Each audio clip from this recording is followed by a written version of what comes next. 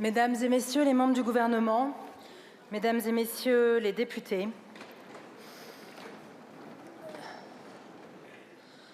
dans cet hémicycle où retentit sa voix, en une séance inoubliable de septembre 1981, c'est avec une profonde tristesse et une indicible émotion que je veux évoquer devant vous la mémoire du grand républicain qui vient de nous quitter. Robert Badinter, pourtant, semblait immortel.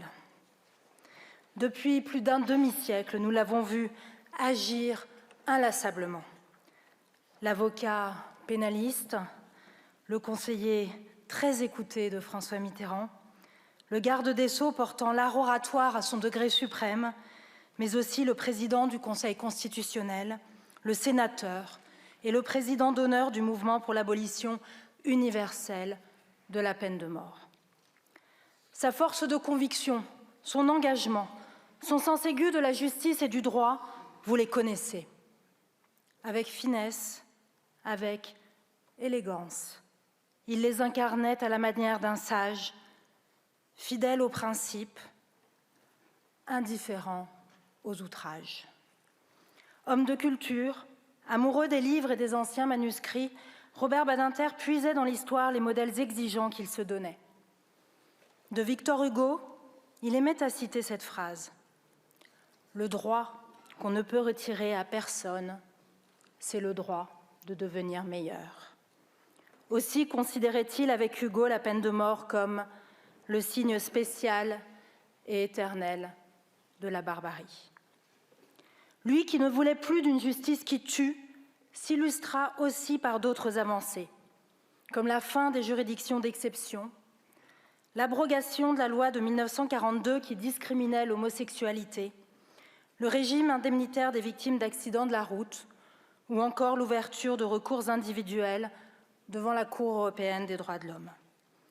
Dans tous ces combats, le souci d'une pleine justice orientait et déterminait l'action publique. Humaniste avec Hugo, il était socialiste à la façon de Jaurès qui disait « La République a vaincu parce qu'elle est dans la direction des hauteurs et que l'homme ne peut s'élever sans monter vers elle.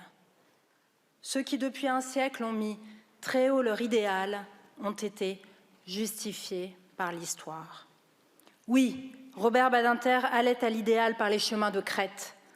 Enfant de la République, dont la famille avait fui la Bessarabie et ses persécutions, il savait la puissance émancipatrice de l'universalisme républicain et à son tour l'a fait vivre. À nous de continuer son œuvre, à nous de suivre son magnifique exemple. Hugo, Jaurès l'attendent aujourd'hui au temple des grands hommes, ce panthéon où, je le souhaite, Robert Badinter les rejoindra un jour. À son épouse, Elisabeth, à ses enfants, à ses amis et à ses proches, au nom de la représentation nationale et en mon nom personnel, j'adresse nos condoléances attristées. Mesdames et messieurs les membres du gouvernement, mesdames et messieurs les députés, en mémoire de Robert Badinter et en son hommage, je vous demande de bien vouloir observer une minute de silence.